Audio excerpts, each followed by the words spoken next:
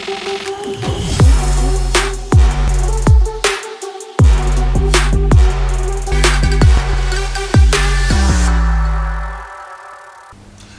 guys, what's up? What's good? Yes, it's your boy Taki, spells D-R-K-I-E-E-E. I have been in the studio today. You might want to call him Paul Way. I think you guys should give him like a name, yeah. But then I have to meet Paul Way. Paul Way was good. Alpha now. It's in the Alpha. Kajad. You guys are Kajad.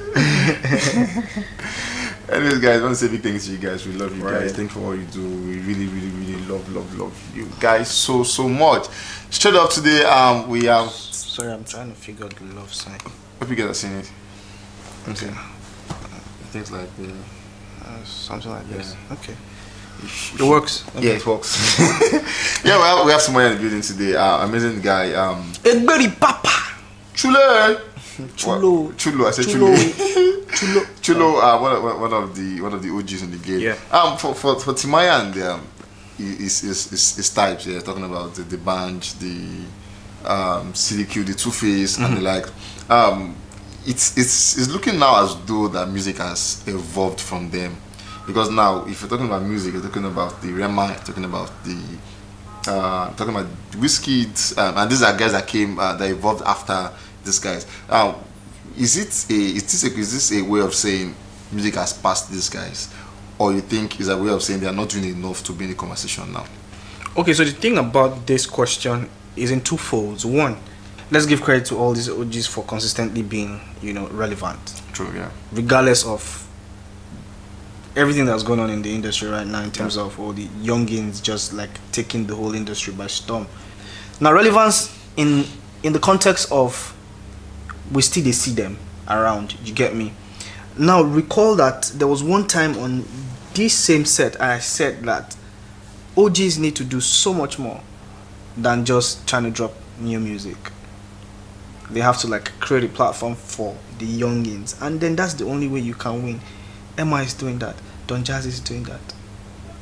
Olamide is doing that. Davido is doing that. Although Davido still belongs to the new school era, but then of course, I mean, he's almost like the OG status already now. So a lot of other people are doing that, putting everybody else on the map and not themselves. Now, it might not necessarily be that you should stop dropping music, but can you have a lot of people under your belt? I know Timaya has had a lot of some artists under his belt, before, which is a good thing. But I wouldn't say that it's past their prime, but well, technically. Okay, moving on for Timaya, yeah, we know, for likes of Patoranking, King Perry, these guys used to be under his belt, and he did a lot for all of them at the time before they went on and everything. But moving on, for Timaya, is one person that his consistency has always been top notch. Amidst his guys, the likes of the Banj and the likes, his consistency has been there. As if for 2021, he dropped one of the biggest songs of the year, Code Outside, which had Buju on it. For some persons, Buju was the new school. So one person people like that song was a viral song because of Buju. But regardless, it was a Timaya song, and that was 2021.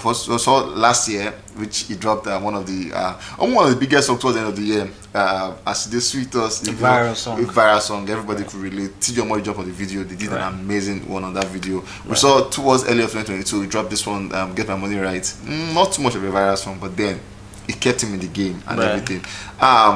Recently, we saw where CDQ and invited the band and Timaya.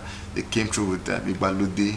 It was not very like they forced this one, but it's still Timaya in the conversation, because regardless, Balude is still a song that I think dropped Monday there. So it's a song that regardless will still give you numbers and everything. For Timaya, amidst his guys, like I mentioned earlier, Two-Face, the Banj, himself, Don Jazzy, because they were in the same squad at the time, Don Jazzy and all of that. Consistency for the last 5 years. What do you think Timaya is doing properly? Because for as they suit them, a lot of people actually gave credit to the River State governor, because that was his backup singer was singing. So people felt like Timaya jumped on it quickly to get the viral song. Now, do you think it's a wave of that for Timaya, or you think it's just him doing the right thing to get people talking about it? Well, I mean, like I always say, music is a combination of different things, but Timaya has been always that person who he's the no trouble guy. So he's not he's just he's not the type of person that you say would technically constitute nuisance in the industry. He's a very chill guy. He's a friend of everybody, in that term. So I mean, his work rate has been really good. He's been dropping really amazing songs. From The Cold Outside, to that This Sweet Us. Now, The Sweet Us, yes. You could literally say that, Governor Wike's band members actually put that song on, and then probably he just saw it as an opportunity. I mean, the guy is from River State, you get, so there's that connection obviously. And well, in terms of having to jump on viral lines and viral trends, that he's not the only person to do it. True, he's not the only one. Yeah. True. They carry me go where I don't know. They carry me go where I don't know. We know how that thing carries people to different places. So I mean, not to dampen anything about his creativity, or to talk less of him or talk him down or anything like that. I mean, I think he's a brilliant guy, but I feel like, yes, the work rate is there. Yeah. Yes, the songs are there. Are they giving the hit type vibe? Is giving? Is the numbers actually going to reflect that is actually giving? Obviously, streaming farms, I don't know, I can't say that. But the truth of the matter is, however it is, these songs have been widely consumed by music lovers. Yeah, true. And he's still going to stay in the conversation as long as he wants to. And I feel like he's not really trying to force anything. Now, about the CDQ collaboration with D'banj and Timaya, I just feel like it's just them coming together to want to re-establish an OG status thing, where it's like, yo, listen, we're all definitely singing and vibing to the new school guys. We love what they're doing. We enjoy their sound. We're obviously interested in what they're doing, but we're still letting you know that we are also the pioneers of this game. Sure. So it's more like reminding music lovers that we are still relevant. We're still here, basically. So I don't see anything wrong in what he's doing. I don't think he's really forced.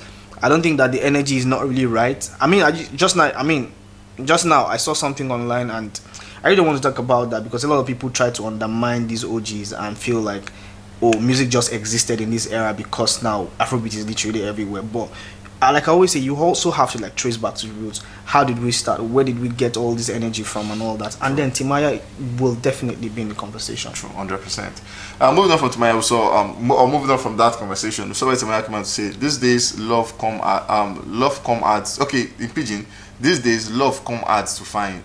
Is it me or you're with me? So he's saying these days it's really hard to find love. For Timaya, we know he's not married, but at the point he had this interview where he said he's not looking like change that anytime soon. So he said, according to him, he said love is difficult to find. Maybe he's trying to change that, no, I can tell. But when he gets married, trust us, we'll give you updates on that one. We saw where this funny one where I had a story where Pulse came out to say Davido says Shake Pay, Wizkid says yeah, Portable says Zazu.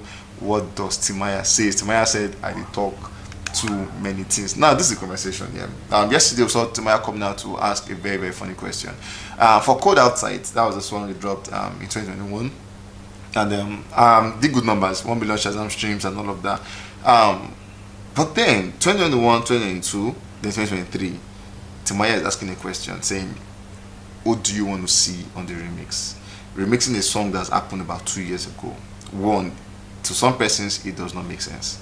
But then, for him to have actually add this, there's so many questions about this song. But to start with, do you think it's actually proper to do a song that's evolved from 2021 to 2023? The remix of the song. Honestly, when I saw it, I was like, this is clearly not needed right now. I just feel like you've already had successes with the previous backup tracks. Yeah. Why are we going to Cold Outside? We've enjoyed it. We're still playing it. I mean, DJs are also still playing it and putting it in their list and their shuffles and all that stuff. So coming back to a remix after 2 years, except you're going to put a Jay-Z on it, or you're going to put a Chris Brown on it, except you're going to have one big international collaboration. If not, can we just really move on? Let's just move on. Still on this, it's making some assertions clear. For Timaya, this is his biggest song in the last 5 years. Right. Cold Outside is the biggest song. As much as Sweet Us was that song that did numbers last year, but Cold Outside is that song that you can't write off numbers. Now, do you think this is a way of saying, or maybe his thought process is thinking that, since this is my biggest song, let me still make out of it. Let me put it out there. If a remix can still push it to get the mainstream and everything. In milking, you have to be very careful. True. not be every time you go the milk. There's certain situations where you just have to just let go. Now I understand the success that Code Outside had, and of course there was a sensation on it. Buju at the time was hot, it was fire, still hot. Anyways, so a lot of people could have a conversation that, oh, Buju carried the song. I don't know who carried who and who carried who, but all I know is that there was a decent record, and Code Outside was a decent record. Let's leave all the talk of who carried who and who carried who. They go. I don't know what they carry. I don't know who's carrying who. But the truth of the matter is, I feel like certain things have been really exhausted. Did he milk it when he came out? Obviously he milked it because Buju was hot at the time, was a sensation, and when the song dropped, Code Outside was literally everywhere. I saw how it was doing on the on the charts, and I mean top 100, Apple Music top 100. It was literally everywhere in maybe like different countries in Africa where he was actually topping the charts. So that era has passed. Can we now look forward to, okay, what's the next hit? And that's always the problem, because when you have like a hit song, you want to definitely look for ways to also like keep that momentum, which is technically very hard, except that it just comes by chance and luck, because while you're dropping music, there's somebody else who's dropping music. And if two songs are hot, I mean, in the country, you almost cannot leave one for the other, and then definitely you will have a preference. Yeah, true. Definitely. I would definitely want to go for a new song that's hot and trending right now than going back to an old song. Now, that's why I said what I said, except that there is an international collaboration. If not, can we just really just move on? I mean, no disrespect. True. It's a fantastic song, but I still believe that Timaya has a lot under his belt. I know that he has a lot of fire tracks. Can you just give us that? I saw him recently, most recently in the studio with Vado. Yeah. How far? I know say something don't happen for that place. I know say something don't happen for Asgard. What if that's the remix? Well, anyways, it's looking as though he's made up his mind on this one, and then he's asking a question: who do you want to see on the remix? For the remix of this one, who do you think? I know you've talked about big artists, national artists, but then if it was to be a remix with an indigenous artist, what do you think is that person that can take the song? If I was a Timaya, do you know what I would do? Oh, you do? I'll try to put a David and Wiz on it. No be virality, they find. You could see him. It will go. Simple. So that's your thought about who should be on the remix? Simple. Paul, have said it. He's saying, Timaya is answering your question. You want virality? Put the Davido, put the Whiskey on that one. You shut down the internet. You get what you're looking for now. But then I'll ask you guys a question: who do you think you want to see on the project? Okay, so but then international artists, you don't see on it.